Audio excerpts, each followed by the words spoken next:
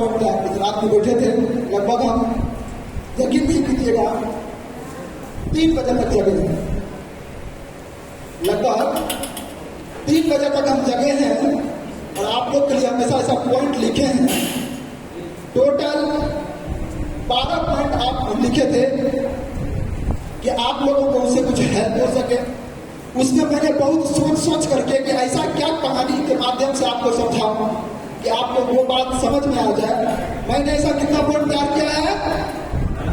कितना पॉइंट?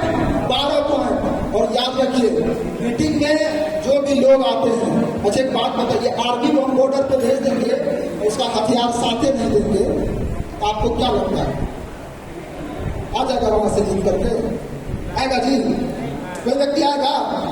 यदि आर्मी को आप बॉर्डर पे दिए हैं तो आपको उसको हथियार भी देना पड़ेगा। डॉक्टर आपको बना देंगे और सिरिंज और उसके बाद वो आला नहीं देंगे, क्या पता चलेगा डॉक्टर से? मुझे पता चलेगा? मुझे चलेगा जी? जब आप आपने ठान लिया है कि हमको इसी नेटवर्क मार्केटिंग से लाख रुपए कमाना है, क्योंकि यहाँ जो भी व्यक्ति बैठे हैं मैं उसे फ्यूचर का चैंपियंस मानता हूँ, फ्यूचर का लाखपति और करोड़पति मान के आपको कुछ बनाने आया हूँ। यदि आप अपने आप को साधारण आदमी समझ रहे हैं तो यह आपकी सबसे बड़ी भूल है। एक बात ध्यान रखिए, जब आप बेड पे जाते हैं सोने के लिए, तो सोने से पहले आपको सोने का नाटक करना पड़ता है, आंख बंद करके। यह सबको करना पड़ता है ना? आप जब भी बेड में सोने जाते हैं तो सोने से पहले आपको सोने का नाटक करना पड़ता है, तब आपको नींद आती है। तो माय डियर फ्रेंड्स, यदि आप यहाँ पर लाख रुपए कमाना चाहते हैं तो पहले लाख रुपए कमाने वाला बनना सोचना पड़ेगा ना। वैसा दिखना चाहिए ना आपके वेशभूषा से? दिखना चाहिए कि नहीं दिखना चाहिए?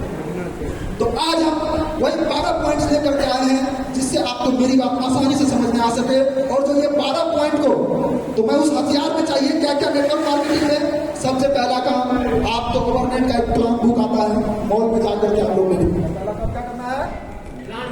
गवर्नमेंट का प्लान बुक आप लोगों को ले लेना है। और दूसरा काम क्या करना है? डायरी होना कंपलसरी है। ये 2 हथियार यदि आपके हाथ में नहीं है तो आपसे कहीं कोई प्लान दिखाने बोल दिया कि अरे भाई साहब का प्लान ला के दिया था ना, तो काम चलता है लोग से थोड़ा सा कभी नहीं। तो आपको सबसे पहला हथियार आपका प्लान बुक, दूसरा हथियार आपका डायरी, ताकि आप उसका नाम, नंबर और सब कुछ नोट कर सके। तीसरा हथियार एक बैग, चौथा हथियार गवर्नमेंट के प्रोडक्ट जो आपके साथ में हमेशा उदाहरण के तौर पे होना चाहिए, ताकि सामने वाले को आप अपना बात प्रस्तुत कर सकें।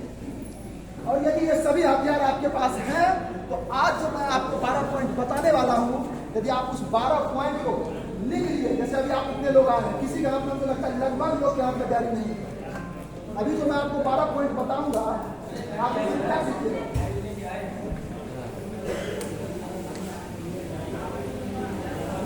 हेलो, जिनके पास डायरी है बहुत बढ़िया है, धन्यवाद आपको कि आप कंपनी के शेड्यूल को फॉलो कर रहे हैं। लेकिन जिस व्यक्ति के पास डायरी नहीं है, कम से कम मीटिंग में आते हैं तो आप डायरी ले करके जरूर आइए। इसलिए कि अभी जो मान लीजिए इतना इंपॉर्टेंट बात हम बोलेंगे, अभी हमारे महान गुरु जी विजय सर, मनीष यादव सर, ये सब बाकी है बोलने के लिए। जब इनके मुंह से कुछ भी निकलता है ना तो हम उसको नोट करते हैं। आपको यकीन नहीं होगा, जूम में भी जब कुछ भी निकलता है इनके मुंह से तो हम हमेशा नोट करते हैं, इसलिए ताकि क्या पता उसका फ्यूचर में हमको कहाँ इस्तेमाल करना पड़ेगा।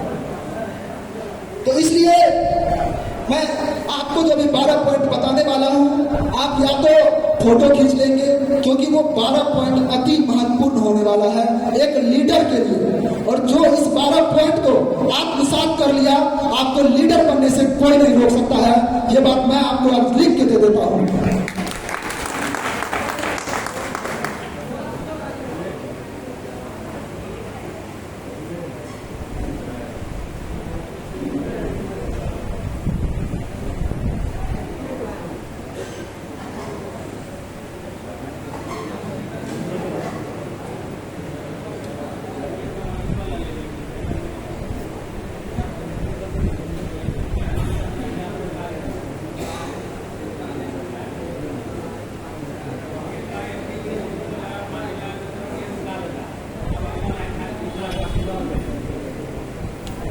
तो अभी हम जिन 12 पॉइंट का चर्चा करने वाले हैं, मैं चाहूंगा कि आप इत्मीनान से वो बात सुनेंगे ताकि आपको वो बात पता चल सके।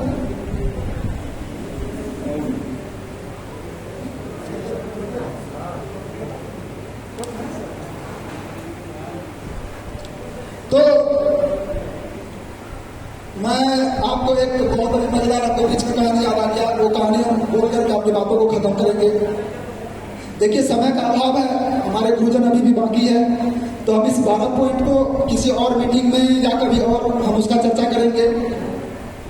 या हाँ, एक और आवश्यक सूचना है, मुझे याद आ रहा है कि जूम में आप सब जरूर आइए, और जिसको जूम चलाने नहीं आता है अपने सीनियर का कपार फोड़ के सीखिए, क्योंकि जब तक आप जूम पे नहीं आइएगा, क्योंकि जूम पे डेली मीटिंग होता है।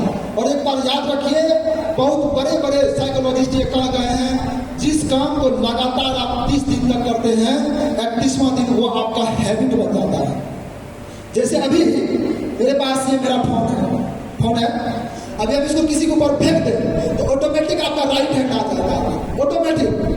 आप कभी नोटिस कीजिएगा, जब आपके ऊपर कोई चीज अचानक हमला होता है तो आपका राइट हैंड ऑटोमेटिक आगे आ जाता है। क्या आप दिमाग लगाइए, क्या आप उसको सोचते हैं कि मेरा राइट हैंड आगे आ जाए?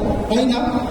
ऐसा क्यों होता है? क्योंकि जब हम बचपन में पैदा हुए थे तब से लेकर के अभी तक इस राइट हैंड का इतना इस्तेमाल कर दिया है, इस राइट हैंड का, कि बोलेगा इनकलाब जिंदाबाद।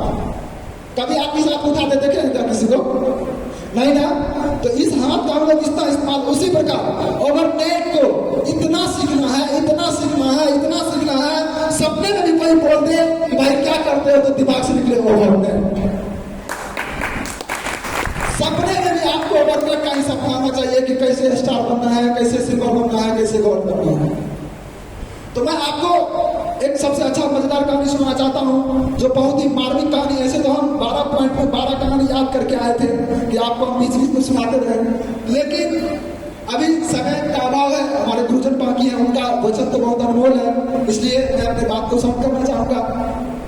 तो अभी एक बात देखिए कि सिस्टम थोड़ा स्लो हुआ है, ये बात हम सब एक्सेप्ट करते हैं। एक्चुअल में सिस्टम स्लो नहीं हुआ है, सिस्टम अपनी जगह है, बस आपको दिख रहा है स्लो है। जैसे इसका हम एक रियल लाइफ एग्जाम्पल लेते हैं। एक बात बताइए, सूरज किधर उगती है? पूरब में। किधर उगती है? जोर से बोलिए, अभी आप सब गलत होने वाले हैं। सूरज किधर उगती है? एक बार जोर से बोलिए, सूरज किधर उगती है? पूरब में। और डूबती किधर है? लेकिन मैं यदि इस मन से कहूं कि सूरज ना तो डूबती है ना तो उगती है, तब आप क्या कहोगे? नहीं, ये भी सही नहीं है।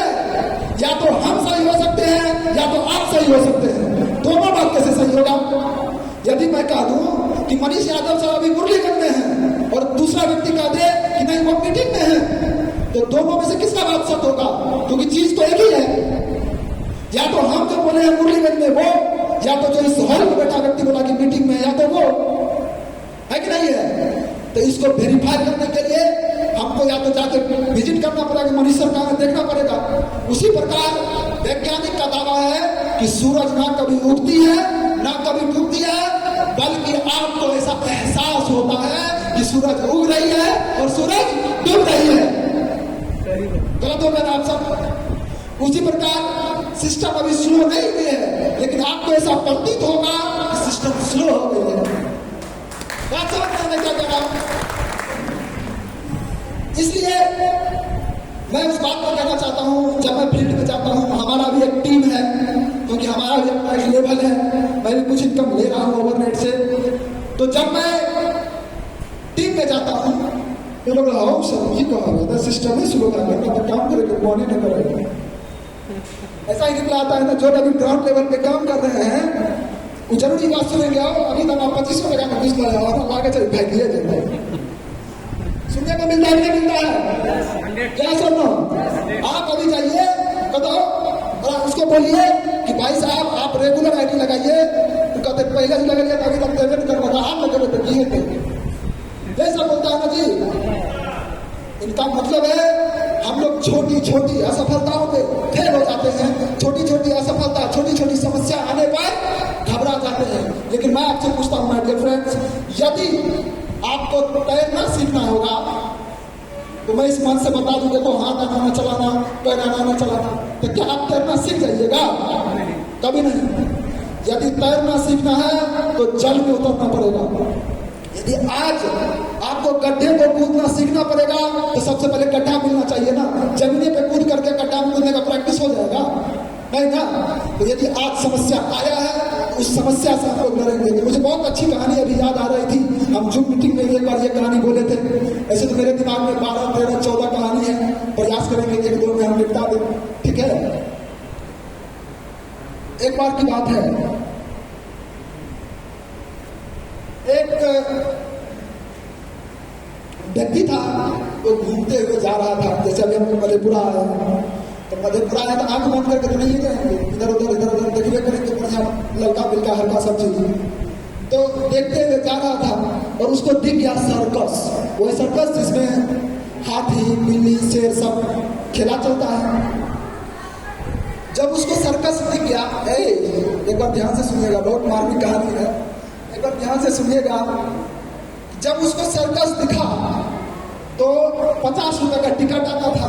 हम लोग भी जब दिवाली, छठ, दशहरा का मेला देखने जाते हैं तो देखते हैं एकदम रंगारंग कार्यक्रम हो रहा है, 30 रुपए का टिकट लेके आधा घंटा एंजॉय कर लेते हैं। इसलिए वो जब देखा कि सर्कस हो रहा है, बहुत दूर दूर से बड़ा बड़ा शेर, हाथी, जो कि नॉर्मली तो शेर हाथी देखने को मिलता नहीं है, तो वो आदमी 50 रुपए का टिकट लिया और सर्कस देखने चले गए। जब वो सर्कस देख रहा था तो देखा कि यार एक उधर से आया महावत, या उसको अच्छा खासा मदारी बोल ले तो सबको नचाता है। जब वो आया तो वो हाथी को बोलता है कूदो, तो हाथी कूदता है। हाथी को बोलता है बैठो, तो हाथी बैठता है। मतलब एवं प्रकार से हाथी को जो जो बोला वो सब किया। जब सर्कस समाप्त हो गया, एक पतली सी रस्सी जो हम बच्चा को बांधने के लिए दो में छोटे लड़कों पटरी को बांधने के लिए इस्तेमाल करते हैं, वैसा रस्सी लेकर के हाथी को खंभा में बांध दिया और हाथी चुपचाप खंभा में बदल, हिल भी नहीं रहा है। वो आदमी आश्चर्यचकित हुआ, ये कैसे संभव है? इतना बड़ा हाथी, अभी एक बार इस बीच में हाथी आ जाए, पोल को तोड़ेगा, पोल को तोड़ देगा ना? नहीं तोड़ देगा। एक हाथी इस पोल को तोड़ सकता है कि नहीं तोड़ सकता है? तोड़ सकता है। अब सोचिए, वो हाथी इस पोल को तोड़ता है, लेकिन यदि उस हाथी को किसी पोल पे जोड़ देता, आपको आश्चर्य लगेगा कि नहीं लगेगा? कि नहीं लगेगा? कि आखिर कैसे संभव है जो इस पोल को तोड़ सकता है उसी पोल से बना हुआ है? वो आपको बहुत तरह अपना दिमाग लगाया, वो जब तक पढ़ा था साइंस, केमिस्ट्री, फिजिक्स, बायोलॉजी सब लगा लिया, उसके दिमाग समझ में आ रहा था कि कैसे संभव है। एक हाथी जिसके अंदर हजारों टन को उठा कर फेंकने का क्षमता होता है, वो इस साधारण सा पोल में कैसे बना हुआ है? तो वो व्यक्ति गया महावत के पास। हाँ, जैसे दूध बेचने वाले को दूध वाला कहते हैं, सब्जी बेचने वाले को सब्जी वाला कहते हैं, ऐसे हाथी पालने वाले को महावत कहते हैं। तो महावत के पास गया और जब महावत के पास गया तो पूछा कि देखिए मेरे मन में ना एक शंका। तो महावत पूछ रहा उस व्यक्ति से कि बताओ भाई क्या शंका है? महावत क्या पूछा कि बताओ भाई क्या शंका है? कहते एक बात बताइए, ये हम हाथी को देख रहे हैं, इतना मजबूत हाथी है, इतना बड़ा हाथी है, आप जिस खंभे में उसको जोड़े हैं वो एक पैर मारेगा तो खंभा टूट जाएगा, फिर भी आप उसको उस खंभे में कैसे जोड़ दिए? कहते हो गुड क्वेश्चन, बहुत अच्छा क्वेश्चन पूछे। और देखिए वो आप ही लोग हैं, कुछ देर के बाद हम प्रूव करेंगे उसको। बात समझ रहे हैं? इस खंभे से बना हाथी आप लोग हैं, कुछ देर के बाद वो बात हम आपको प्रूव कर देंगे। तो जब पूछा कि भाई खंभे से कैसे बना है, क्योंकि तुम सवाल तो बहुत अच्छा पूछा है, लेकिन अब तुमको हम एक मजेदार बात बताते हैं। कहते क्या? कहते देखो जब ये हाथी बच्चा था ना, जब ये बच्चा था तो इसको हम पकड़ के लाए थे जंगल से, और जब जंगल से हम इस हाथी को पकड़ के लाए तो इस हाथी को हम एक मोटा सा जंजीर में लटकाए थे जो सिक्कर होता था, और हाथी क्या करता था, उस सिक्कर को खींचने का पूरा प्रयास करता था, लेकिन सिक्कर नहीं टूटता था। क्योंकि एक बच्चे को, मान लीजिए 5 साल के बच्चे को कितना बल होगा, उससे एक बाल्टी पानी उठेगा नहीं ना, लेकिन आप लोग उठा सकते हैं क्योंकि बड़े हो तो हाथी जब बच्चा था तो बहुत कोशिश किया जंजीर तोड़ने का, जब नहीं टूटा, पैर में जब घाव पड़ गया, ये काम वो 1 बार 2 बार 3 बार किया और दिमागी रूपी एकदम थक गया इस बात से। उसके दिमाग में ये बात बैठ गया कि जैसे जैसे जंजीर खींचेंगे वैसे वैसे मेरे पैर में घाव होगा, और वो रस्सी खींचना ही बंद कर दिया। बात समझ में है? और वो रस्सी खींचना ही बंद कर दिया। उसके बाद जब महावत को ये बात पता चली, उसके बाद वो सिक्कर में नहीं बांधता था, मात्र एक पतला रस्सी में बांधता था। और वो पतला रस्सी को हाथी समझता था इस साला वही सिक्कर है, इसको खींचेंगे तो पैर में घाव होगा। है कि नहीं है? अब मैं साबित करता हूं इससे आपको सीखने क्या मिलेगा। महावत बोला, ओ ऐसा बात है। और जो उस आदमी ने उस महावत से ये सवाल पूछा था, उस दिन वो संकल्प लिया कि हम सब आप यहाँ जितने लोग बैठे हैं उसी बंधन से बंधे हैं। अब बताते हैं कैसे। आप एक बात बताइए, जब आप मेरी तरह जवान होंगे, जैसे अभी मेरे खून में एकदम गर्म खून है, कुछ पकड़ के एकदम रेल देते हैं, है कि नहीं है? मस्तियों करेंगे तो पूरा, कामों करेंगे तो पूरा होने के उसका क्या परिणाम होगा, सब सोचने का जरूरत नहीं पड़ता है। लेकिन एक शादीशुदा लोग को तो सोचना पड़ेगा। उसको हल्का भी हवा लगेगा तो पता लगेगा उधर बच्चा का फीस जमा करने के लिए, है कि नहीं है? तो वो बहुत ज्यादा, अब सोचिए कि आप लोग जब बच्चे होंगे तो बहुत चीज ट्राई किए होंगे, कोई बिजनेस करने का, कोई नौकरी करने का। बहुत लोग यहाँ दरोगा की तैयारी कर रहे थे, अभी छोड़ के ओवरनेट कर रहे हैं। बहुत लोग कोई किराना दुकान चला रहे होंगे, छोड़ के ओवरनेट में आ रहे हैं। तो बहुत बार ट्राई किए। अच्छा, ऐसा भी बहुत लोग होगा जो ओवरनेट के आने से पहले बहुत सारा नेटवर्क मार्केटिंग में होगा, क्योंकि आज हजारों की संख्या में नेटवर्क मार्केटिंग है मार्केट में। जब आप सब नेटवर्क मार्केटिंग को ट्राई किए और फेल कर गए, तो आपके दिमाग में एक बात बैठ गया। क्या बैठा? कि भाई नेटवर्क मार्केटिंग में सफलता मिलने वाला नहीं है।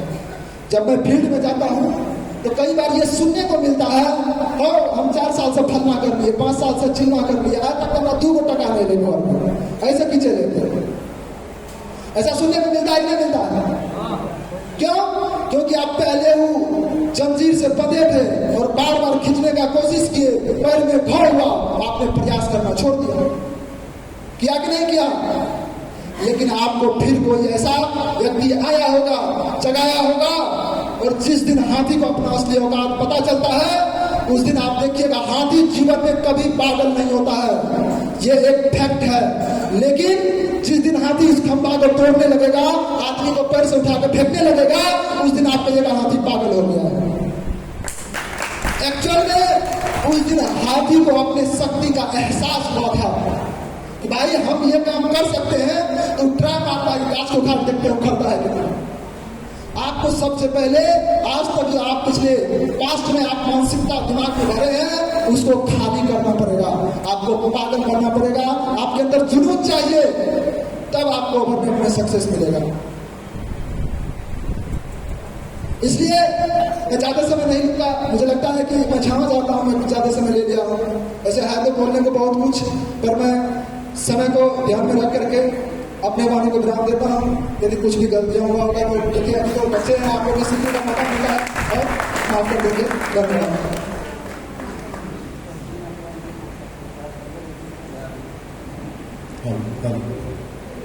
बिल्कुल जबरदस्त। सर के लिए जोरदार ताली। बहुत अच्छा।